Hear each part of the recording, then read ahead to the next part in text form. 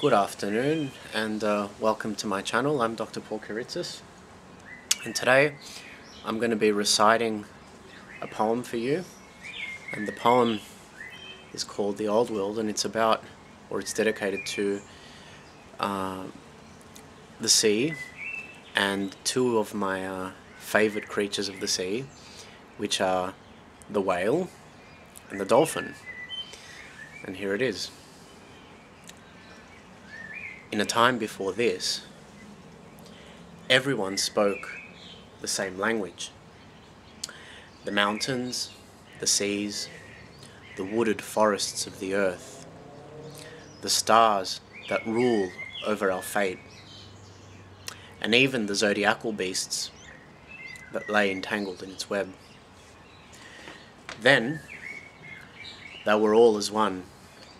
They conspired with one another, like the cells of a single body, as if they were bees gathering pollen for the sweet sake of a greater cause.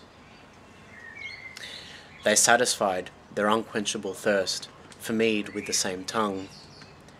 They partook of the same knowledge in much the same way that the fearsome grey-eye, sisters of the Gorgons, shared the same iron perspective. Back then, blood feuds and odium had not coagulated in the amniotic fluid. There was only a single hermaphrodite in the water, absolute, lion-maned, and narcissistic in its own love and fancy. The left side was man, the right side, Mother Nature. Here she is. Those star-crossed lovers of the sea shared the same heart and lungs, and even the same sentiments. He would rub her underside. She would nuzzle his chin. They watched the star-spangled skies each night as they kissed, adrift on a grey-bearded and froth-filled sea. Sometimes she would get overexcited and thrash about, frightening the wits about him. She never really contemplated the supremacy of her own being, or the far-reaching consequences of flexing those long fibres in her muscles. Her willpower churned like a black hole, disarming his urgent ego and every other. Sometimes they would squawk, bellow, chirp, screech, or simply talk nonsense with one another.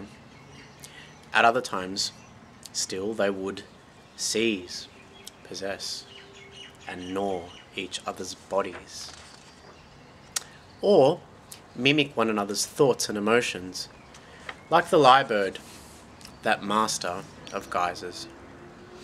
Nothing was stamped private or confidential. Telepathy was their golden word, and inflections of pronunciation simply irrelevant. When invoked, the word was like a knee-jerk reaction. He spoke, and she changed into a mermaid. Then she whispered in his ear, and he orgasmed like a saltwater geyser. They would spiral out of control, going faster and faster until they were bumped off their slanted axis.